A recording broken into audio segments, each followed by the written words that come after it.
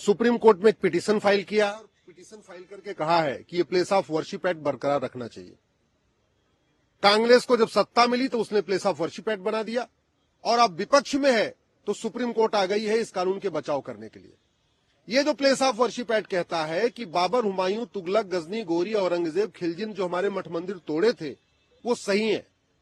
कांग्रेस ने अपनी याचिका में यह भी कहा है कि अगर प्लेस ऑफ वर्शिप एक्ट हटाया गया तो देश की एकता अखंडता खतरे में हो जाएगी। इसका मतलब कांग्रेस धमकी दे रही है कि जब तक ये कानून है तब तक तो देश एक रहेगा और कानून हटेगा तो देश के टुकड़े टुकड़े हो जाएंगे। ये कोर्ट को भी धमकी है, सरकार को भी कांग्रेस की धमकी है। हमारा ये कहना है कि ये place of worship act Babar, Humayun, Tughlaq, Ghazni, Ghori के इलीगल काम को लीगलाइज करने के लिए बनाया गया है।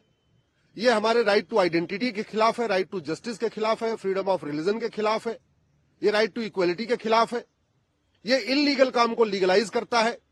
ये हिंदू, जैन, बौद्ध, सिख के लिए कोर्ट जाने का दरवाजा बंद कर देता है।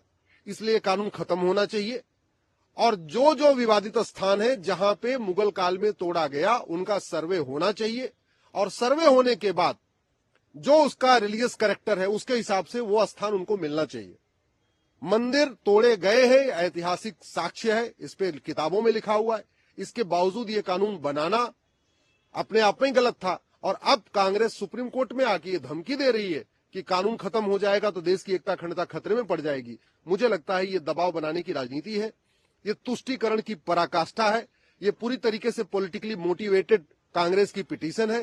केवल उसने अपने वोट बैंक को ध्यान में रखते हुए सुप्रीम कोर्ट मूव किया है क्योंकि दिल्ली का विधानसभा का चुनाव आ रहा है। यहाँ कई सारे विधानसभाओं में मुस्लिम बड़े इंपॉर्टेंट फैक्टर है, इसलिए कांग्रेस आई है सुप्रीम कोर्ट आके इस पिटीशन का अपनी पिटीशन फाइल किया है और कह रही है कि नहीं, place of worship act continue रहना चाहिए।